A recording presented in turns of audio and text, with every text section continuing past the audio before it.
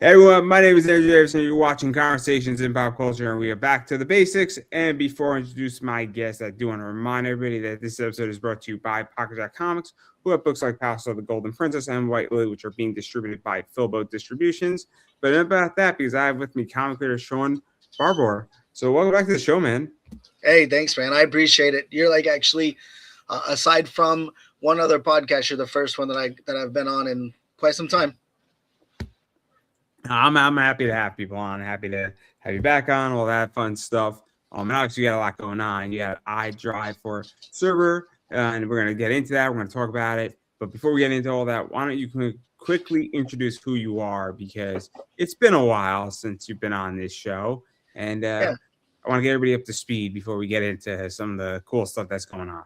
sure. My name's Shaun Barbour. I am a writer, an inker, editor, all these things. I've comic books and novels. Horror you generally is my main wheelhouse of entertainment, I do divulge off from that into like horror comedy.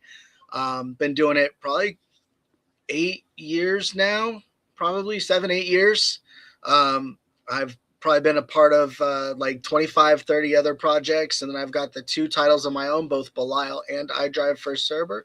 Both of them have been successful up to this point, which I'm super, super stoked about. And other than that, I also run the Indie Comic Conspiracy page for other creators that are interested in connecting at a creative level rather than just a promotional one on Facebook. So that's a little bit of me.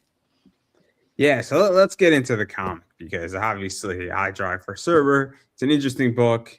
It obviously was a podcast, and I think it still is a podcast. You know, it's complicated because it's either done or it's still ongoing, but it's still a podcast regardless. But obviously it's an adaptation of the podcast, the web series. I'm not exactly sure what we call it, right? The original project of this, but what is that like? Because it's really interesting, this whole comic, because it's an original comic, but it's not. It's an adaptation. I don't know how to describe it. So why don't we get into it a little bit? Because Okay, so for me, when I got involved with iDrive for servers, because my oldest son really enjoyed reading creepy pastas and stuff. He'd go to Reddit, read creepy pastas, and so me wanting to connect with him, of course, I got into kind of what he got into, and I came across a story called iDrive for server. I was able to basically divulge the actual person's real name versus the pen name that they use, and approach them and ask them what their opinion was on potentially me doing the story in comic format. Turns out they live only about an hour away from me, and it kind of was a serendipitous type of thing. It worked out. Along with Kyron Silva, who does the pencils, also lives about an hour away from me. So we just kind of all hooked it up. And it's got fan stories. It's already got a spin-off. It's got like an audio version that's available on YouTube. And now additionally, just released actually today, there is a full audio drama version of issue 1 of iDrive for server that just dropped, which was pretty rad. So because the reason why I bring this up is that obviously there is an original, and the comic book isn't the original, and this is an adaptation of the original thing that then became this whole bunch of other stuff. And so, what yeah, is that like? Because when you adapt something, whether it's from a Reddit story or fan fiction or anything, obviously there are certain tools that you have in a written position yeah, or audio versus doing a comic book versus doing a movie. And so what is that like? Because you need creative freedom in certain aspects, but yeah, you also can't, introduce the Loch Ness monster into this book either, right? And I'm picking an yeah. example. And so what is that like? Because that's a very interesting, I think, situation. I don't want to say a problem, but it's an interesting project when you're adapting something from something that's already existing, but you need some freedoms too to do stuff because you don't have the same tools that you have in prose. Sure. Yeah. More or less, I think the basic thing is looking to make sure that all of the elements to translate into whatever vehicle you're going to use to transport the story You just have to make sure that all the engine parts are there. You know what I mean? You got to make sure that all the mechanisms work out, all the elements that you are looking for in a creative story, that they're there. You have to make sure that there's enough gas to get it to where you want it to go. So looking for things as far as community base, as far as anything like that. And then you have to deconstruct the story, find out the elements that work, which won't work, and whatever format that you give it, whether it's audio, whether it's prose, whether it's comic books. There's different things that you have to do. With audio, you have to signal vocal cues. You have to give personalities. You have to give character traits that are a little bit separate than somebody would say, like with a comic book, which you have to take those same type of cues, but turn it into something, then try to translate that into how somebody's going to read it. So one of the characters, Borg, is a huge ogre, and he likes to say he's an orc, but we know orcs aren't real. That's just a Tolkien thing, right? But he's big. He's got a big gruff voice, and in the audio and in the prose, it's all just regular capital letters. So like in the comic book, we have to give him an even bigger presence just to show that he's even bigger than that. So his the lettering for like the speech bubbles, it might break the bubble because his voice and stuff just can't be contained because he's such a big presence. And so learning where to pick out those different things that either you need to translate into a different format or just leave out completely. There's certain things like inner dialogue that can be left out that's in prose. When they describe a scene, you can actually use the artwork to do that for you. So you more or less have to take it through a whole translation, no matter what you do, no matter what format that you put it in, and find the correct things and parse those out. Let's dive into this a little bit as well, because obviously, there's key elements of this story. I mean, Yeah, the story is Jim, so you can't. I mean, there's a middle, beginning, and end to his journey and how he's driving. Monsters around, and it's kind of the whole Uber monsters inner journey stuff going on, and he's obviously dealing with his past and other stuff, and you cannot not deal with that in this. But also the idea is that you don't need every little thing either.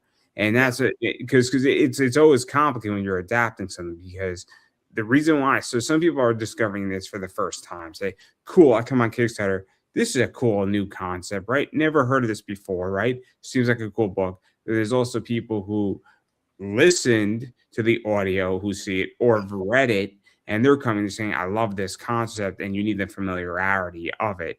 yeah, Meaning they're expecting the story to be done. They just want a visual comic book of it.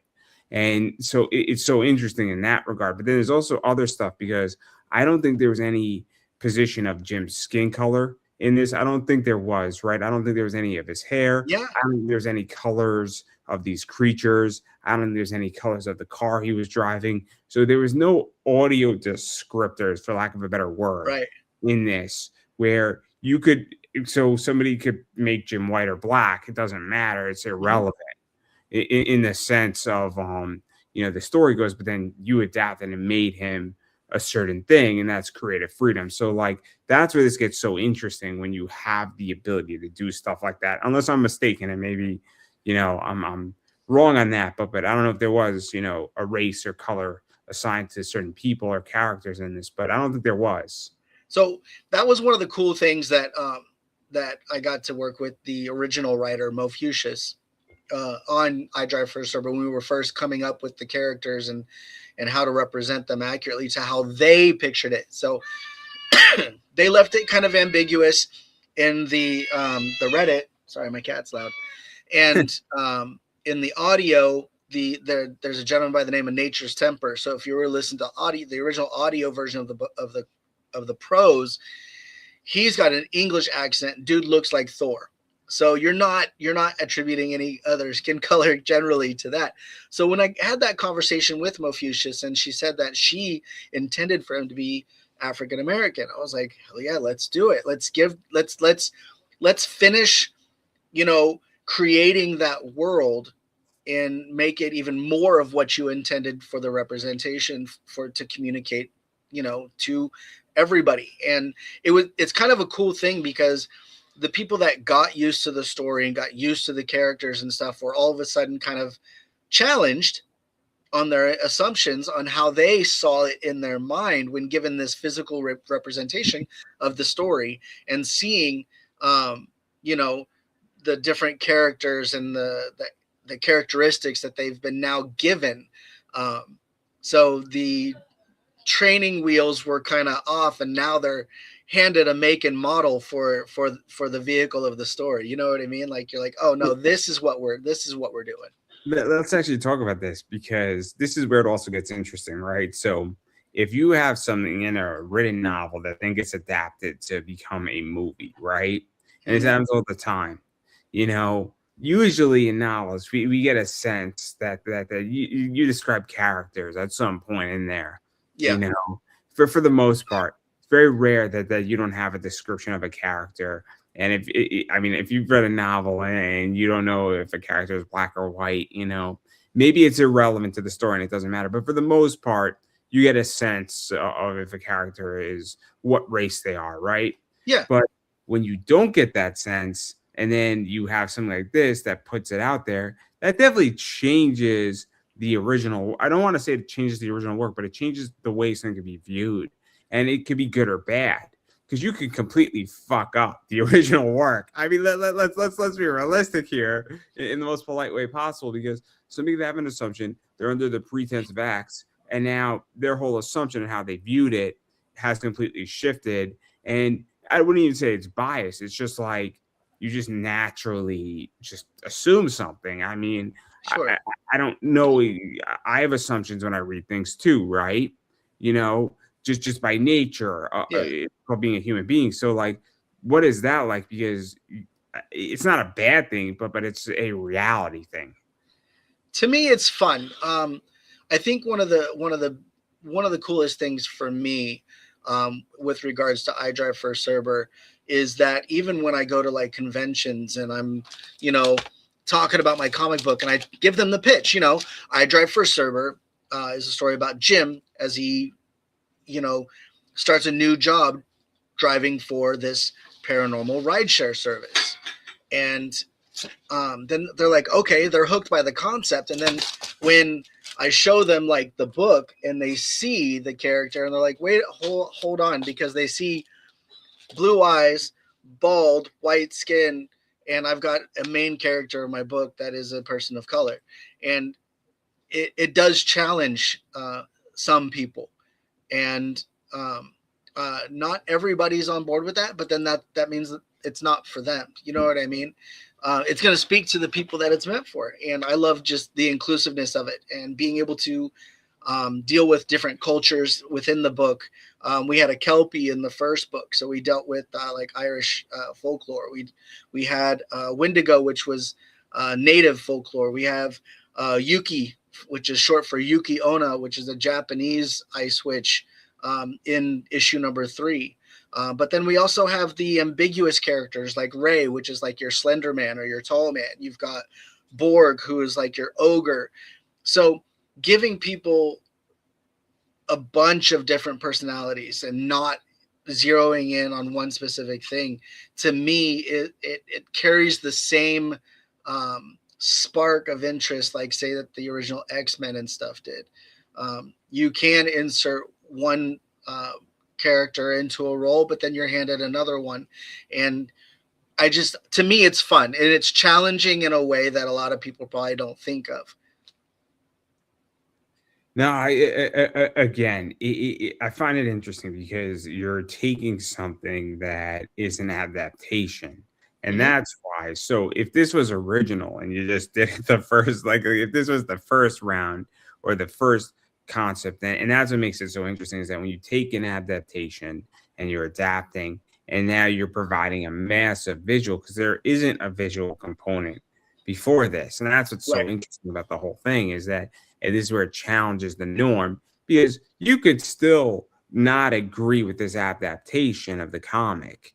You know, you could read it and you could say, well, you know, in this, you know, in the audio, he sounds white. I mean, not like, Yeah. and you could take it that way. You could take the comic book is one version. You could take, you could read it and you put your own perspectives on it because we project in characters of what we do. And that's what's so interesting is that when you provide another adaptation, it tends to provide clarity of what it should or can be. And that's what's so interesting. But, it's fascinating because the more stuff you have, the more clarity you have. So if you have Yeah. 15 different medium adaptations of something, you're going to get a more clarified picture of what it should be, right? And then if this gets adapted into something else now, this is in the lore, for lack of a better word. I do think it depends on how you're looking at it. I think each way that any kind of story is presented, whether it's in cinema, comics, prose, audio, you have to pick and choose which layers that you're going to deal with. And just like some people like movies, some movies better than the writing. Some people like the audio book better than the prose. Some people like the comic book adaptation better than, like, say, a Reddit creepypasta short story. And it's how they choose to consume, their media and what speaks to them.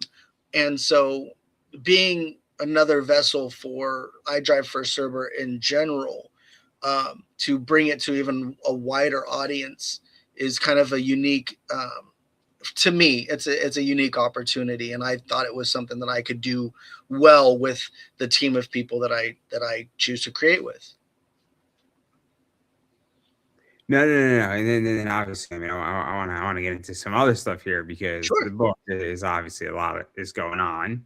So, I mean, he's on this journey and this quest and he's driving, and obviously you're driving monsters around because this is the Uber for creatures, monsters who want to go places. And well, obviously, if you're a yokai in org, a ice switch, you really can't get into a cab the same way.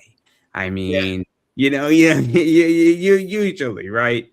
And so obviously, and then there's stuff of Jim's past coming up in these books, and there's some trauma, and there's a lot of stuff going on because it's not just so simple. And some of these rides that he's doing are more friendly than others, and others are contentious, might be a good word to use, right? They are dangerous or Absolutely. situational hazards might be incurred. So, like, what is that like? Because we're also on issue 3 now. Yeah.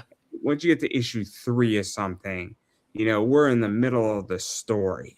So you can't no longer give me, the appetizer. You got to start giving me the main course of your story and your arc. Issues 1 and 2 actually are the complete first arc. So in that first issue, he starts driving for Cerber, but his murdered sister is one of his first passengers that he picks up. And then he goes in issue number 2, he tracks down her killer and with some help, and kind of resolves that part of the story. And actually issue number 3 is the beginning of a brand new arc.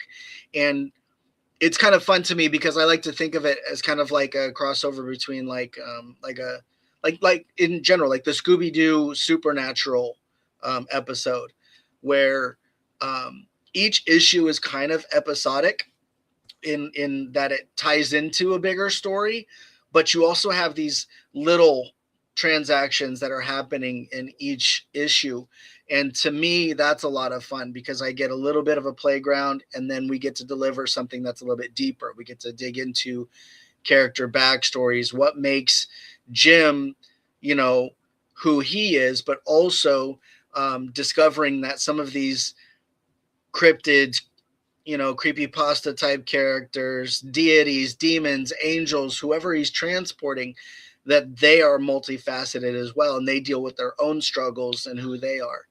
And some of them are just monsters, and that's who they are. That's what they do. And then some of them just are multifaceted, like Ray, our Slender Man type of character who tries to be incognito. And in issue 3, he tries to fit in a little bit by wearing a mask, and he's choosing to put on this mask, much like a lot of us do, whether it's social media, there's a lot of commentary that's happening within the pages of the book, if for those that choose to, dig a little bit deeper.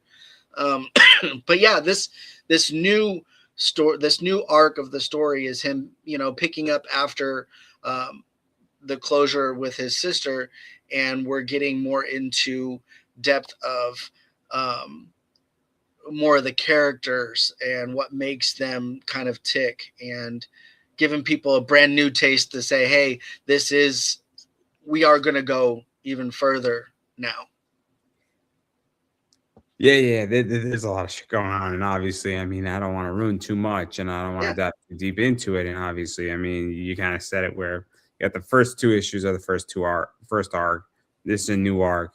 We're dealing with some other stuff of him dealing with, and I don't know. There's not much for me to dissect, you know. well, issue 1 and 2, proof of concept. People are interested. People dove in. We funded 2 successful campaigns, got those done, and now we're on to the third.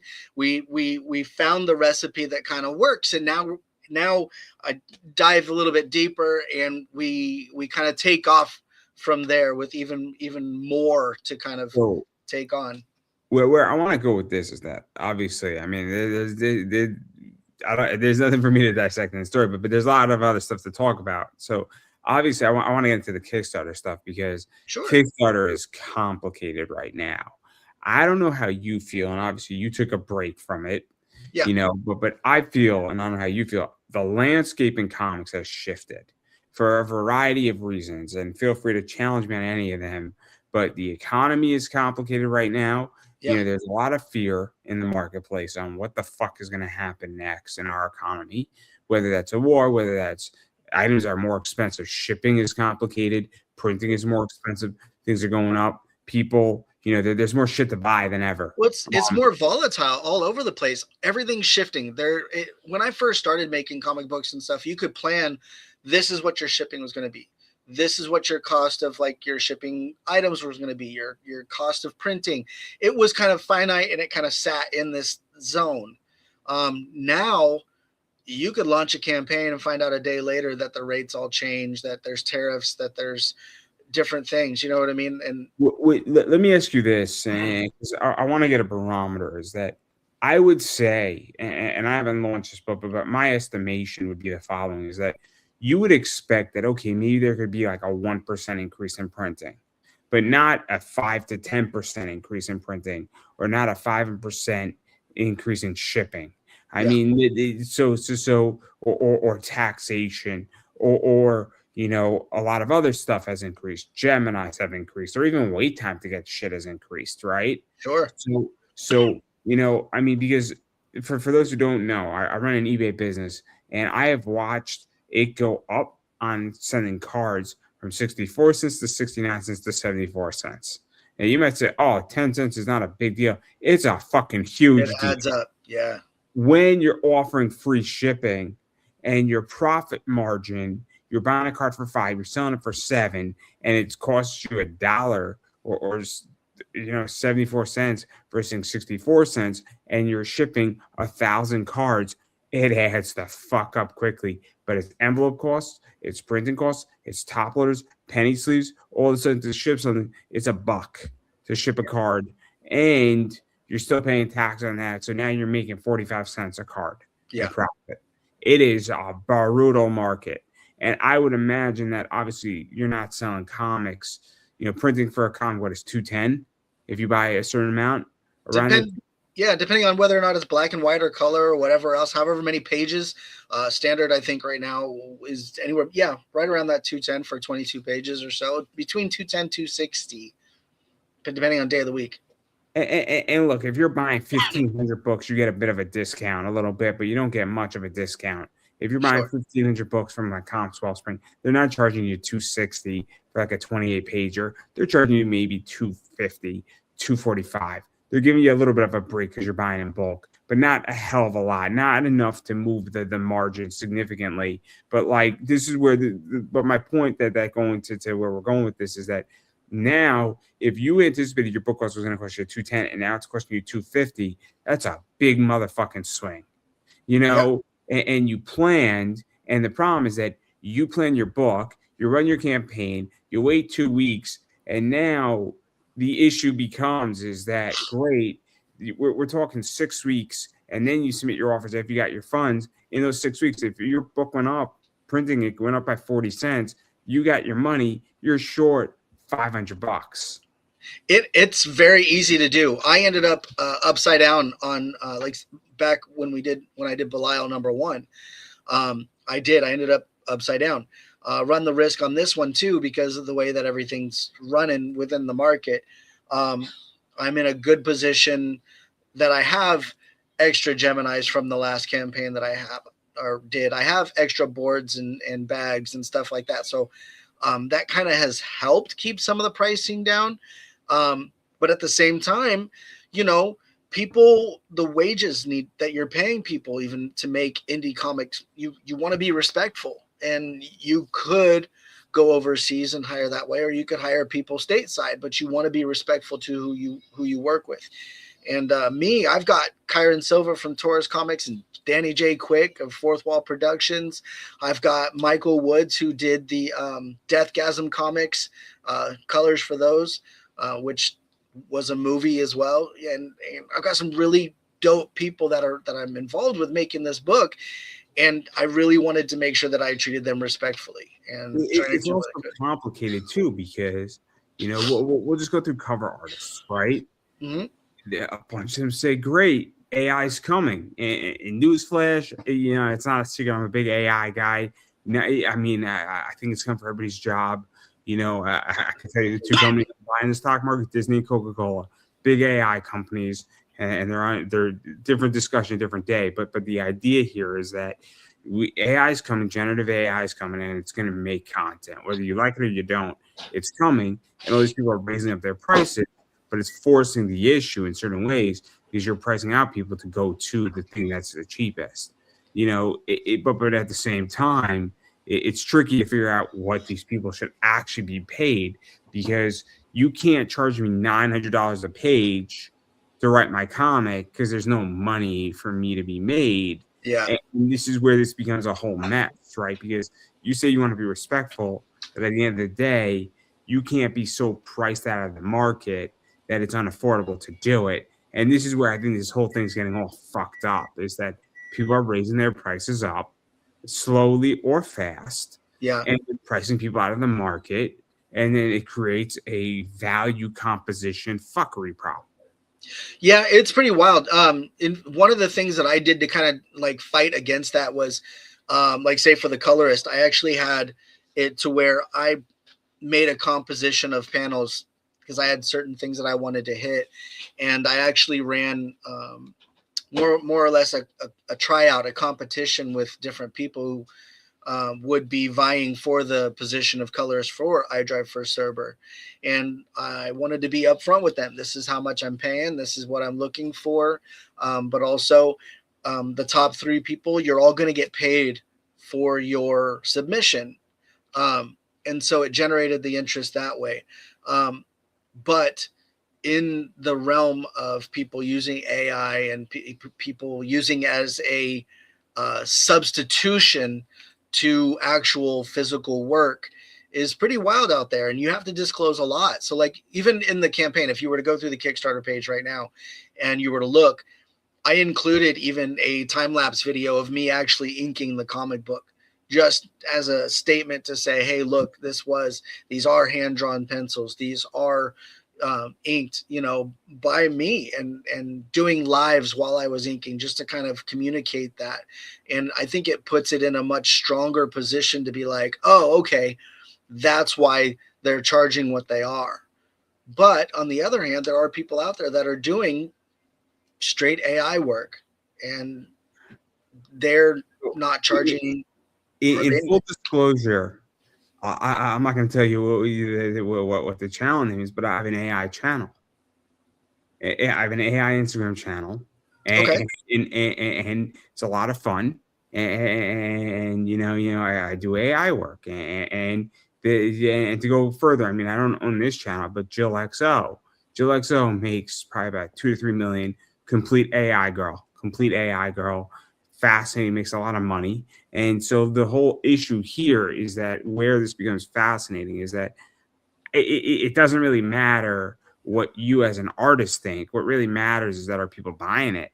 Yeah. Are people supporting it? Because at the end of the day, the customer is right. So it's not an ethical question for me anymore. It's saying, look, if my customer doesn't give a shit if this is drawn AI, but they're thrilled about it, they're consuming the AI content. That if I'm to build something, they want the AI content, and they don't care. They have to be writing it. I give it to an AI drawer, and then it does it. I don't really care if it's ethical or not, because the ethics at the end of the day is that it's what my customer is fine with. Because they're the It all ones. depends, like you're stating right there. It all depends on what audience that you're trying to get to. And if you're okay with that arena, then that's your arena to be in. And The way I view it is that it's the customer, the people who pay the bill or buy the product are sure, the ones who are right for the most part, right? we're always the customer. Yeah, So I don't care about the critic anymore. So if people say all the time, "Oh, I don't like your show, man. I don't like this person you interviewed. I don't like, did you watch the interview? No, I just don't like the person. They didn't even see a minute." I'm like, you're not even a customer of mine. You're not even yeah, a watcher, and you're already criticizing. Why don't you watch the fucking thing, and then you can tell me all you want that you hated how I interviewed somebody. But until you watch it and watch enough of my content, that's how I feel. But like, because I find it so fascinating, because this is where I feel Kickstarter is becoming very complicated, right? Because we have the introduction of AI, we have an economic fuckery going on. The Boston Celtics aren't doing their job, but that's a different discussion completely. All jokes aside, but then we also have an issue on Kickstarter. It's massively oversaturated, and that's a huge problem. yeah. I mean, it's all about. I mean, with regards to everything. I mean, transparency to me is everything. Communicate with the people. Make sure you're representing yourself in the clearest and most honest and respectful way. Be respectful to your audience, be respectful to your people, and then you can then expect respect in return. And yeah, there's a lot of people out there. I'm seeing people left and right back other campaigns, do other things. But I don't think it's necessarily really a, a competition, so to speak, because each one of those books fills their own niche. They fill their own audience. Those people are cultivating all their own people. You know what I mean? Some of See, these people that are super successful have been cultivating their audience for quite a while. And me, I took a little break because I had to handle life, and now I'm back at it. And that struggle is there, evident with this Kickstarter. But that's one of the this things. is the reason why I bring this up is that if I have the problem here where there's so many books, right? And there's only so much money I have, right? Sure. Yeah, And, absolutely. and it's not just Kickstarter, by the way. This isn't a Kickstarter problem. It's a It's across the board. we look at cards, right? Alone, this month alone in April, there were so many products and different products that dropped on tops that it was utterly insane. I think there was like 50 products that dropped on tops in a month. Insane, right? Too much product across the board on that front. So oversaturation, because how the fuck can I keep up with everything that dropped? So you had a Toy Story box, a Topps Chrome Football, a Topps Finest drop 2 days after the Chrome dropped. You had another Disney set drop, and you had something else drop. Too much shit dropped in too short of a time. Forget about the money. Just figuring out who has what has whom, and what card you want out of the bunch. Fucking impossible to keep It's up. hard. It's really, really hard. And that's just cards. That's not even comics. I use this as an example for the very reason that when I go on Kickstarter, there are books, and I'm like, you were saying, hey, have you seen my posts? I asked you, did you launch? I said, I haven't seen your shit at all. Yeah. Like this is where it becomes Wow. oversaturated. I feel like that's a whole nother thing though too, because social media isn't social media anymore. I think it's consumer media. We could get into that too, and we should get into that also. Is that part of the problem? And I'm curious how you feel about this with social media. I know we're jumping from topic to topic, but we have me posting something up on Instagram, or you posting something on Instagram or Facebook. So I post the reel up, right? Gets 154, maybe 300 views on TikTok and Instagram. Post on Facebook, maybe gets 90, 200 views. Perfect, right? But then what we have is that we We have people who run Facebook ads, right? Yeah. And so now you're running Facebook ads on top of that, or you're running Instagram ads. And so this is where this becomes so fucking complicated too, is that like so much shit gets buried, it gets to the top. If you tag it correctly, it does Yeah. well. If you don't tag it, and that's a whole different entity as well, because it's no longer anymore that you have to just make your Kickstarter work. You have to produce the product. You got to market the product, The and that's marketing is the hardest part, man. getting By somebody.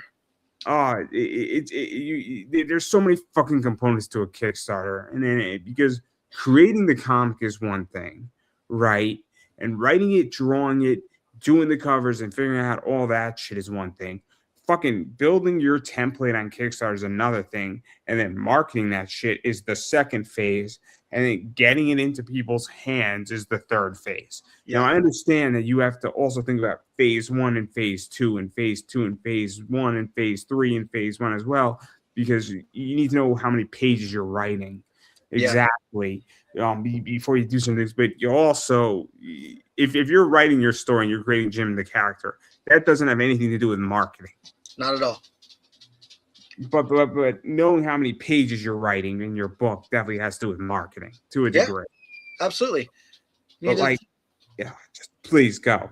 I mean, because you need to, like I said, it's people are looking to get, you know what I mean? So you have to know what you're offering. So knowing that you're offering them X amount of pages, black and white, color book, different types of things, even just how you build the Kickstarter page, what information to divulge, what's going to be important, what's going to be too much information that's going to turn somebody off.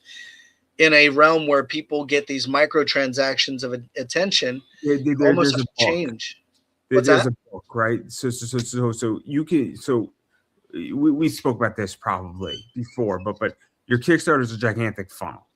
That's what it is, right? Every pledge is an exit to your funnel, right? Yeah. And you have a secondary funnel on the back end called backer kit or extra pledges or back pledges or whatever we're going to call it, or add-ons. That's a separate thing, right? So every funnel follows the same rules where it's hook, story, offer. Now your hook, story, offer, you could have the offer be the front thing. So, okay, do you want a sprinkler? $100 sprinkler system, right?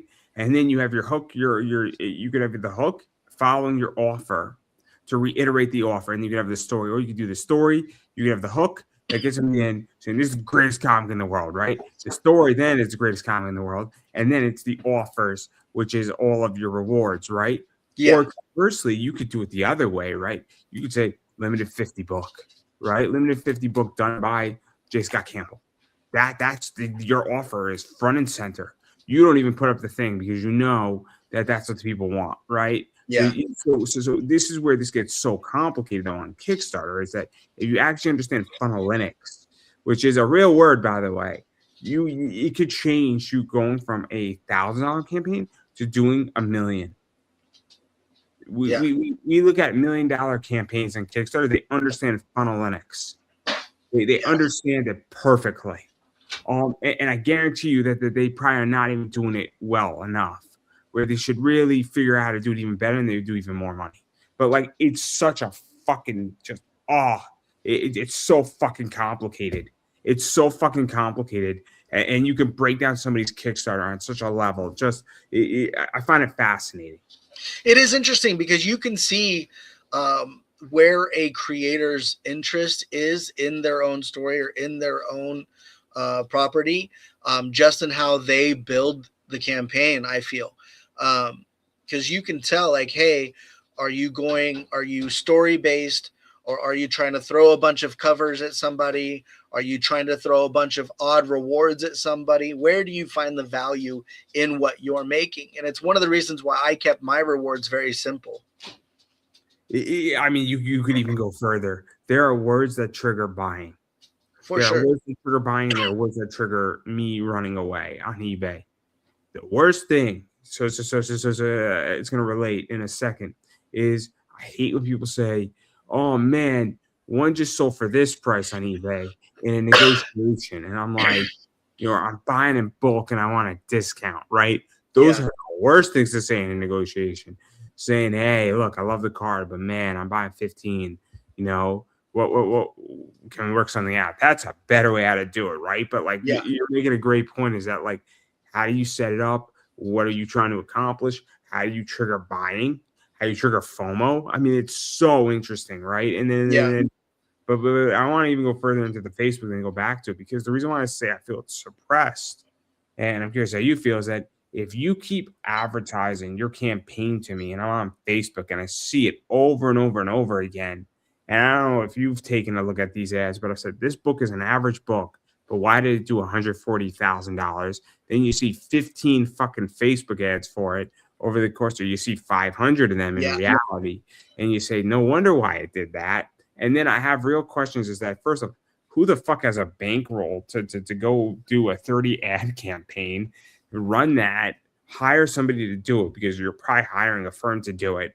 So what type of bankroll you got for that? How much money did you spend? What's your ROI? What is your profitability on your ROI? And these are but then we get an average book that raised 140,000 Yeah. that should not, and then it encourages the thing. And then, I'm not saying it encourages bad comics, but it doesn't encourage good comics. Yeah, it is. It's a weird market. I mean, all basically, I think the paid ads and stuff do nowadays is takes away the algorithmic like suppression that somebody like myself, because I went to college. Part of my college stuff was for communication design, and I don't know if that's evident in some of the ads and stuff that I create, but I choose a lot of different angles. I've done Cerber ads. I've done like as if Cerber was a real app and there's reviews. I've done memes. I've repurposed memes. I've as just like a example of what I've done for this campaign. Um, I don't know if you can see it, but like Yeah. I've brought in like some different elements and trying to trigger some of those things to where they just resonate on a different level, giving all the different things. But I can't get it in front of enough people, or the part of my head says I don't want to bother people. I want people to buy it because they're interested, but I don't want to bother them. And I bother people all the time. I'm happy to. and that's one of the things that I've tried to get over running this campaign is I'm pushing it out to all the things, posting, 4 or 5 times a day. And I still have people saying, wait, it's almost over. Like I haven't seen hardly anything, but it's all part of the keywords you're using, whatever suppressing. You put a link in your post, then it gets nerfed one way. If you're the person that puts the link in as the first comment, it'll nerf you out. You almost have to get one of your buddies to go ahead and link the comment, first before you, and then you can pin it and then do all the things. And you have to keep track of which group got which post for which ad, and what are their rules. See, I take this whole different position, right? So my whole position is that I put the link into it and I just say fuck it. Okay. I just say fuck it, right? Because what I'm finding that's working right now with micro content is that I first off, I mean, I'm YouTube heavy, right? For a reason. So I post a lot of shit up every day. I post a clip from an interview that I cut up, right? So I take the Sure. 3-minute clip, right? But then what I find is that, I posted for 2 weeks on Instagram and I got like 6,000 views on my reels on Instagram because all that shit works so much better. It's got all my shit in it, and then it drives traffic to YouTube, right? So Sure. I'm trying to drive traffic to the right place. Yeah. So the Facebook stuff doesn't actually convert because I think Facebook's market and algorithm has changed dramatically. Well, the audience changed. You're not getting the younger people there. Your younger people now are TikTok and Instagram. Older But it's people are even at more than Facebook. that, right? It used to be that it was a library. They delete your content now after 30 or 90 days because Yeah. they want the most relevant stuff up there and they want it to be a constant news feed. YouTube doesn't do that. YouTube wants to be a search engine. Facebook doesn't want to be a search engine, right? Nothing Right. wrong with that, but it's a constant moving feed, right? So Twitter doesn't, or X doesn't want to delete your content. They don't care. They want your content up there. So what I figured out is that Okay, so it is a privilege to watch this thing on Facebook for 90 days. I promote it, but I don't promote the Facebook thing that's going to be deleted in 30 days or 45 Yeah, days. Why the fuck would I do that? It defeats the purpose of me promoting in content shit. If it's going to be gone and the view is gone versus me promoting the Facebook ad, but you don't want me to link in there because you don't want to come off platform, it's self defeating. But then I post a reel, and I don't even post a reel on Facebook anymore because Instagram and TikTok drive the traffic to YouTube, which is where I want people to watch it anyway. So sure, I've realized the whole outside position is that where do I want the traffic to be driven from, right? So like, and the way I post content is I data dump. I don't even time the marketing anymore. I data dump. So I will data dump, and I will do in a row on a Sunday. I will drop 10 things on TikTok within 30 minutes of each other. And it sounds crazy, but it's actually more effective. And I would do the same thing on Instagram. It's more effective than me posting on a Monday at 12 o'clock every day. It's more sure. effective. But like that's the platforms have changed. And I think that that's the thing too, is that 5 years ago, Facebook wasn't what it was today. But I think there's more people on Facebook, right? But also who has money. The young kids don't have any money. They don't. No, But they want the content, right?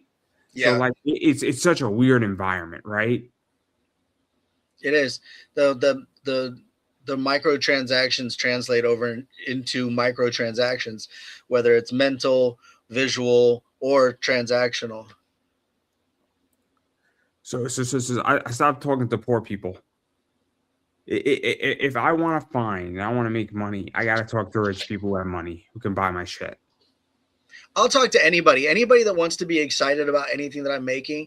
If somebody feels like they want to save up for something that I've got, maybe they can't come in for the Kickstarter, but they want to come at me later because they got intrigued by what I was making, but they want to come at me in 3 months saying, hey man, I didn't have it then, but I've got it now.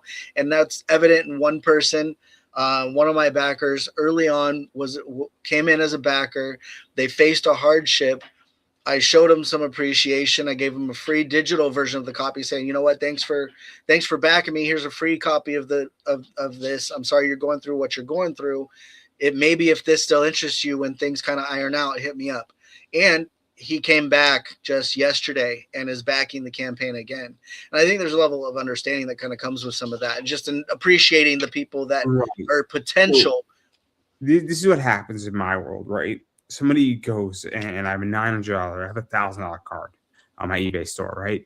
They make me an offer, they lowball it, and then is whenever I don't accept it, they get nasty with me. Like, oh, you're ripping me off, this, that. I don't want the card, it's a piece of shit anyway. And I'm always supportive, I'm always nice, but usually it's three strikes, right? So a Yeah, conversation in my world won't last if we're negotiating a deal, say, look, this is what I could do on it. Person's like, oh, I'm glad it's a sticker, right? I sent a picture of it because it's an expensive card. So thank God I didn't buy it. I said, that's fine, man. It'll be here if you want it. But after that, the conversation stops. I'm not going to continue yeah, a conversation once it becomes evidently clear that you're not interested in the product, right? right, right, right. So it's not that if you may come back to me in a month, I'm not going to not sell it to you. Of course, I'll sell it to you.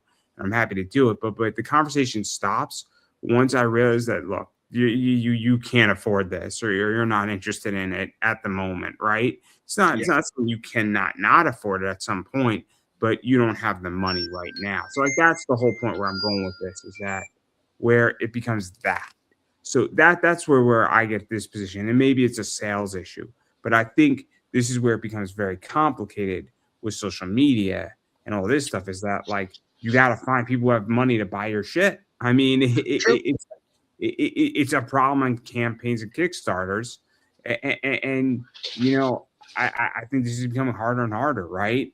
Yeah, But and I think people are trying to crack things, and I also think there's a lot of artificial stuff. I think a lot of people are teaming up with ad agencies, people running ads, and I don't think they're being fully honest of how somebody was doing, you know, 5,000 on their campaigns, and then they jump up out of nowhere to 10 out of nowhere. I don't think that's an accident. And I don't Yeah. think I think it's abnormal because I don't think that's an active trajectory growth. I don't. Sometimes it's an act of support. If you're deep enough in the community and stuff, depending on what the following and stuff is, sometimes it's an act of support. People don't want to see the people that they engage with on a regular basis go through a failure. They want to see each other succeed. At least if you have a good, you know, a good group of people that you interact with and want to associate with, those people want to see you succeed. Well, I wish that was with me. I wish that was with me. I really do because yeah, I'll be I'm not buying it. I'm not buying it. I'm sorry. Like my experience. No. I'm being real honest about it. I don't have a problem being honest about it. Is that my experience is that I have seen it rarely actually, It is and rare. It is rare. and my experience is that first off from my position is that I haven't seen support for people like me, including myself in that too, on podcasts. I haven't seen support for a lot of people in comics. I've actually seen quite the opposite. I've seen a lot of things that have been anti-support, and it's pretty shitty to be honest. And so I'm jaded. I'm jaded because I have not really seen. And I'm not saying it doesn't exist, right? But I haven't seen that, and I've actually seen this be more cutthroat than ever before. Yeah, Um, I mean, I hold out hope. I mean, it's one of the reasons why I keep going back to the indie comic conspiracy and try to focus on the things that I do is because, I hold out hope that that I can be a different person and get back to how we were when I started making comics and try to get back into having a rich culture where we all try to rise together. You know what I'm saying? again, I think pre-COVID, I think it was chippy, but I don't think it was a disaster. I think middle of COVID, in COVID, people were very much kumbaya in unison. And then something changed out after we started getting further out of COVID and things started becoming normal again. I think everybody became, oh man, you did $8,000. That's $2,000. That is not in my wallet. And that is what I've seen, and I think there's people who are still doing good and supporting people, but I also think that there's been a shift now because well, money's tighter and it's a gigantic competition, It right? I is. mean, and I'm not saying that people, and also when you have another 200 books now in play versus 150, that also adds pressure, right? And Yep. I think a lot of also people, and this is just my position, I don't know how you feel about this, is that I think that a lot of people have dealt with a lot of mental health issues in the last 18 months. I'm under duress as a person.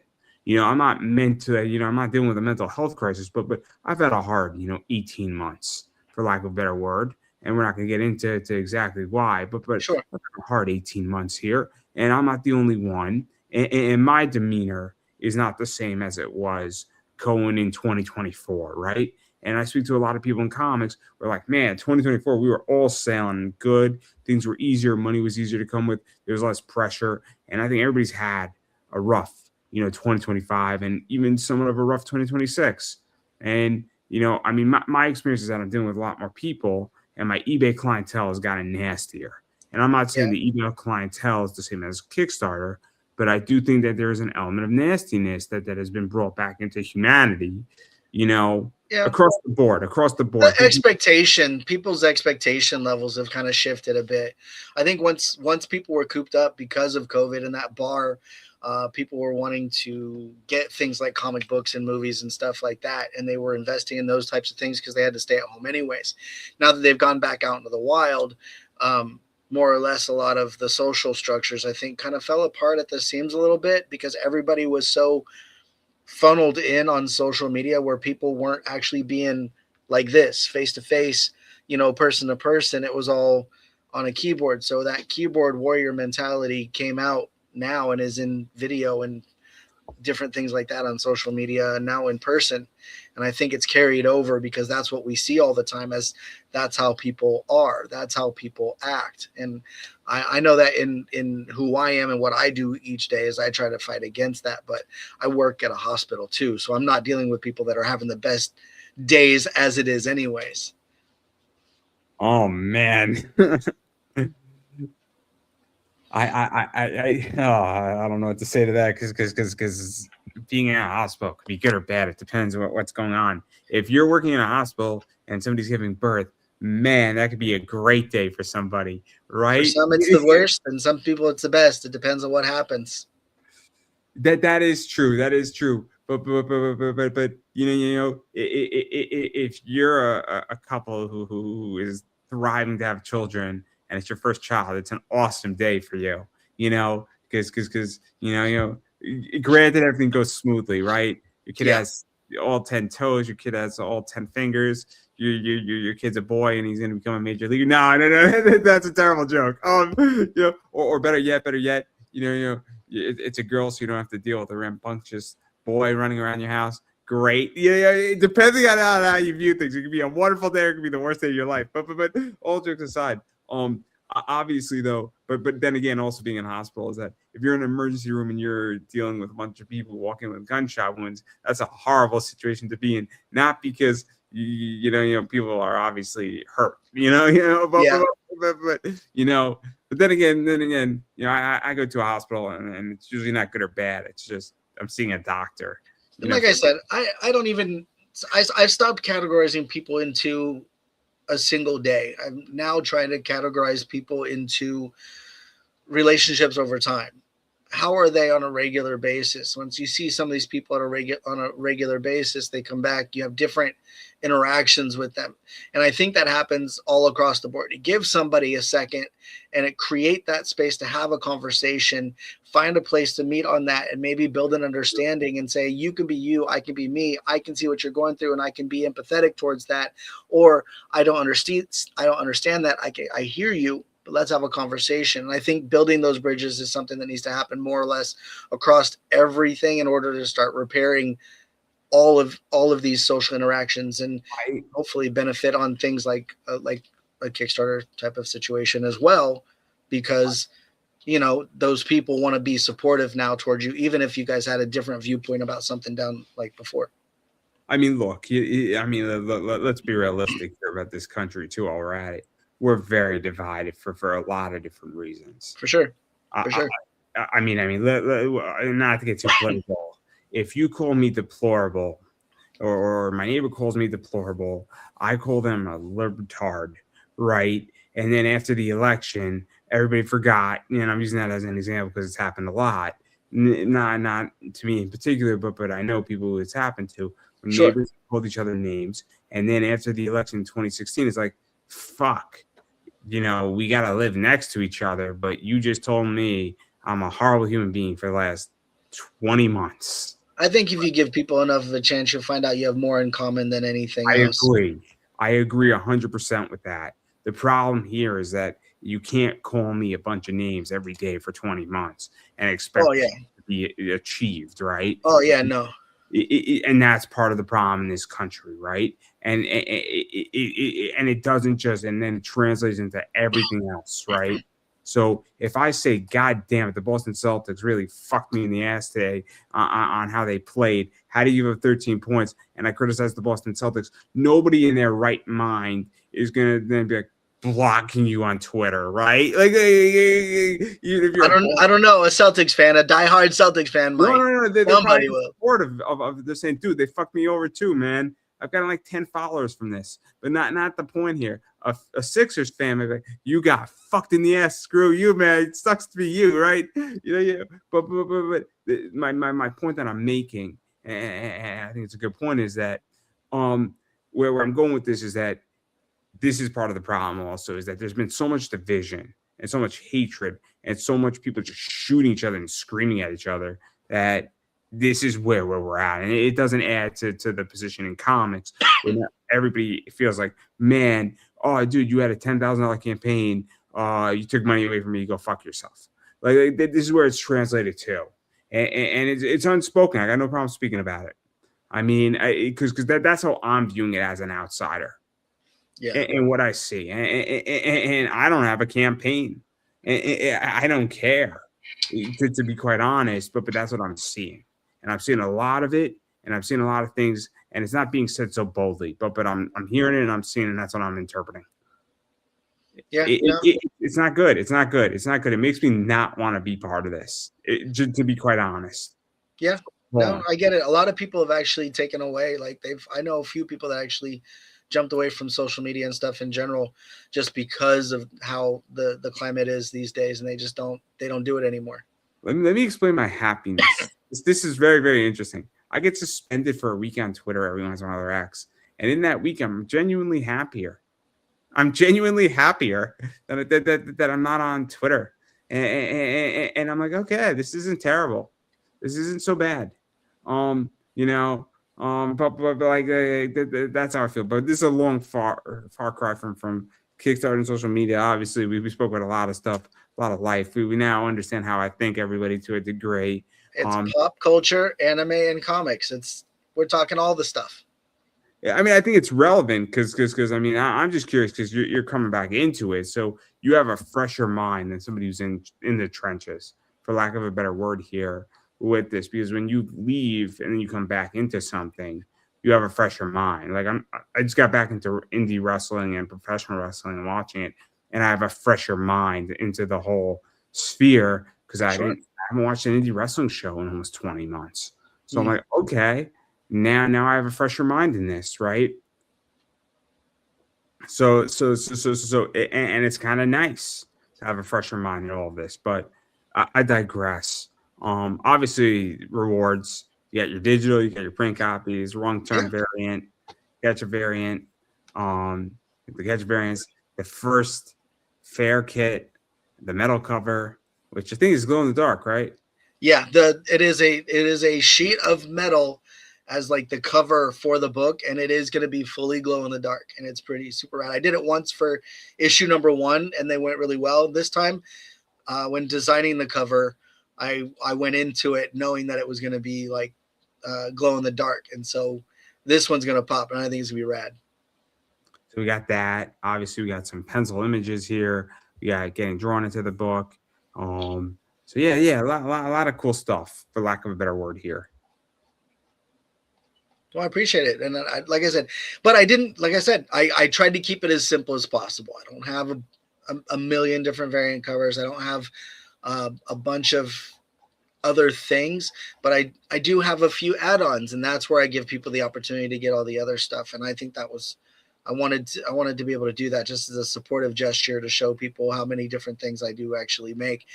And I also, because of the pricing, because of the things that I have as overstock basically from previous campaigns and stuff, um, people are going to get extras no matter what tier that they get. As long as they get a physical reward, they're going to be getting something extra as well. So uh, hopefully they'll be happy with what they get and know that I'm extending myself just the way that they're extending themselves, hopefully. So I want everybody to love I Drive for Server and Instinct Comics and all the things that I create. You know what I mean? Fair enough. Fair enough. No. I get it. I get it. In which that it's obviously you want a successful campaign, and I get it. And then obviously, I mean, it's a lot of stuff. We covered a lot of stuff. Spoke about a lot of stuff, and then obviously there's a lot of other stuff going on in comics right now that I want to ask you about. And it's okay if you don't know the answers to this. Obviously, I mean, we have this whole Netflix Warner Brothers Paramount issue going on with comics, and now Paramount wants to supposedly merging with Warner Brothers Discovery, which raises questions about DC Yeah. and DC Comics and what they're going to do with that. If it's going to be spun off, if Paramount's going to control the whole DC universe, whatever that's going to look like. So that's an interesting situation that's occurring right now in the comic world with all that. And then we also have issues with distribution and a bunch Yeah. of other stuff. So I don't know how you feel about that because while independent distribution doesn't affect you directly, it doesn't help when comic shops aren't exactly covering that and there's turmoil on how all this shit's gonna end up and where it's going. And it's not happening tomorrow per se, but it's on the horizon. So I mean, I don't know how you feel about all of this and where all this is going because it definitely doesn't affect you directly, but it's in the background. I feel the changes are going to all happen, and I feel there's always going to be a few controlling entities that try to push a trajectory one way or another. And I think the people that are in whatever arena that they exist, whether it's cinema or comics or whatever, if it's something that they're passionate about, they're gonna stick around no matter what. And this might just be what separates the wheat from the chaff. You know what I mean? The people that are in it because of their passion, they're they're gonna outlast those people. And I think there's gonna be a lot. I think you'll find a lot more new titles find attention because of things like this.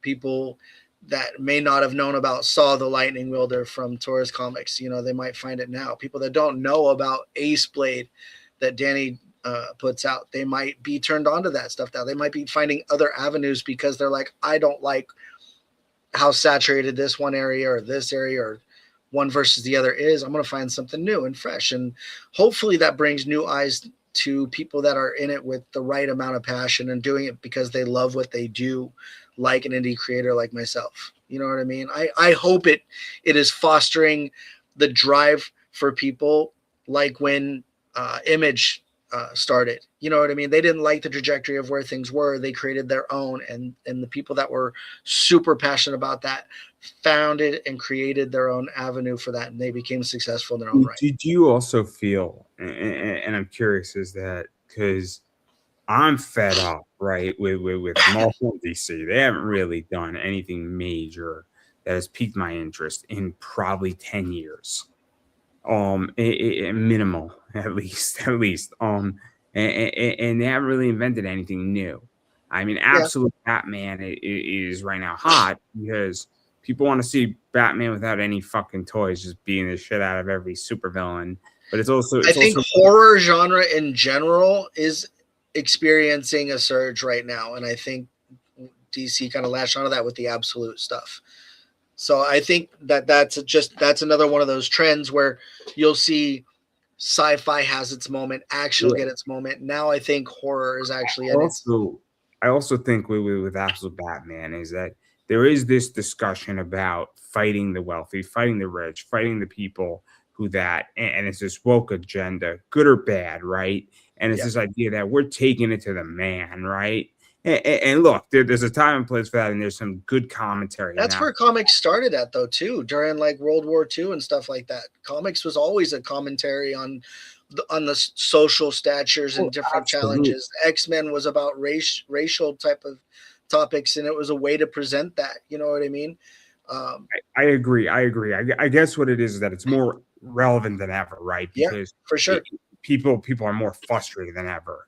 And it's not just Democrat, Republican. It's both sides are not thrilled with the current structure of how they're going for different reasons. And rightfully so, because when you see insider trading in Congress, it's pretty fucking annoying that, like, how did this motherfucker get access to Visa and is on the committee and I'm not? And how is this legal? It's a good question, right? Yeah. And I don't think most Americans think it's pretty disgusting that Nancy Pelosi has access to information that I don't have access to and then could make a lot of money on it. I think it's pretty disgusting. I think most people would agree with that.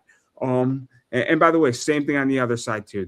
I forget the senator or congressman who did that, who was in jail for 4 months for that too. So it's pretty disgusting, right? It's not but like that's where I think Absolute Batman's killing it. But again, that will die eventually. That concept will die because that will go away at some point, and that trend will go away. Yeah. But I guess my question is that, like, this is where I think indies are going to get interesting. Is that if you have a really good idea, right? Yeah. But like I don't think, I'm not saying that. This is why I raise these questions about Marvel and DC, because this is why manga's killing it. Because at least when I read a manga, it's freaking wild. And it's brand new concepts, and it's just insane. And you could read anything, and it's cheap to produce. I mean, I'm reading a manga about a cat cafe, and every chapter, nothing gets accomplished, and it's great. It's absolutely adorable, right? Yeah. But Love you. Good night. Love you. Good night, kiddo. Wash your face. Wash your face. But like that's my point, is that, like, I just read it, and it's like 20 pages of nothing getting accomplished, and it's adorable, it's drawn simple, and it's legitimately dirt cheap. Like, it's $10, 200 pages. Yeah, and it's a good way to break away. I mean, people are looking for escape. It's an escape. Ew. Yeah. So Can you tell me my secret? No, I like sorry. it. Yeah. No, you're fine. You're fine. You're fine. I don't know. Like I was letting you do it. Always, I make comics part time. I'm always a dad, man. It's true. Go to bed. Don't I forget don't have children yet. to call me. I can't wait to have children. I just can't wait. I can't wait till like 6 so we get to go to ice cream time. Yeah, So yeah. I have an excuse to take them to ice cream or to like Burger King or something. But I can't wait for that. But I am not ready to have children. In that and then let me I don't think anybody's ready to have children. Let me put it that way, right? I don't think you're ready to have children. I think you can say I would like children. I think you can be in a situation where like if you're living in a cardboard box, you should not have children. Is what I'm saying. You're That's our problem. always learning, and every single one of them's different, man. But nobody's ready to have children. But you can set yourself up that you can be productive with it, and you can be in a better spot to have children than not. Um, but I would like to be married before I have children. I think that's a good. But I digress there. But again, my position is that like that I don't even know where I'm going with this question, but I digress. It's whatever. You can speak for whatever you got to say. Just I'm out of ideas here. It's okay. Look, look. I got 5 days left of my campaign. 5 days. I'm hoping it ends on May 4th. It's at 7:56 a.m. in the morning. Look, I'm hoping that people see me and connect with me and what I'm saying, and I hope that they back the story, but I hope that they also realize that real people are making stories, and real people are putting their hearts into things. And if people want a comic book that actually has heart, has story, every character has character, and you can get away from anything in real life. um, I Drive for Cerber has a lot of that going on, and issue number 3 would be perfect for that because it doesn't tackle anything that's too serious, but you get to see monsters, mayhem, crazy antics. You get nightmare-inducing type of creature in the Goat Man. You get your Ice Witch, who is totally puts the bi in bipolar or polar in bipolar, and there's just a whole lot of stuff going on. It's a lot of fun, and that's really what I wanted to do. I wanted to come back and I wanted to have fun, and this is the way to do it. And I'm hoping that I'm offering this up to people and they see it and they can get excited for it. And if they just give it a chance, they'll pick up all 3 issues and be around for a while, because I don't plan on stopping. Whether this campaign funds this time around or not, I'm going places with it, is what I'm saying. Fair enough, and that's what comics should be. They should be fun. They should be fun. Should be enjoyable, and that's things. But obviously, we've been speaking about a lot of stuff. We covered a lot of stuff. We probably got you and me both in trouble. Um, but I digress right there. But obviously, there's a lot of other stuff going on. You got a lot of stuff going on. But where can people find you? Because you got a Kickstarter going on, which is in the link down below description, so people can click that. And then more importantly, though, obviously, you got a website, you got Facebook groups, social media, X, Instagram groups, TikTok, eBay, all that stuff. I don't know what else you got. Websites, whatever Definitely you got. on Instagram as Instinct. I'm Instinct Comics on Instagram. I'm Instinct on TikTok. On X, I am the same. On Facebook, of course, I'm Shaun Barbour. I do have CerberComics.com will get you to the campaign. It's the easy link to take you there. You want to check out anything else that I make, like the novels or any of the merch, like shirts or anything else that I make. I got shirts and stickers and bumper stickers and air fresheners and posters and comics and novels, and that stuff is at InstinctComics.com. INSTINKED, because I was an inker when I started comicbooks.com.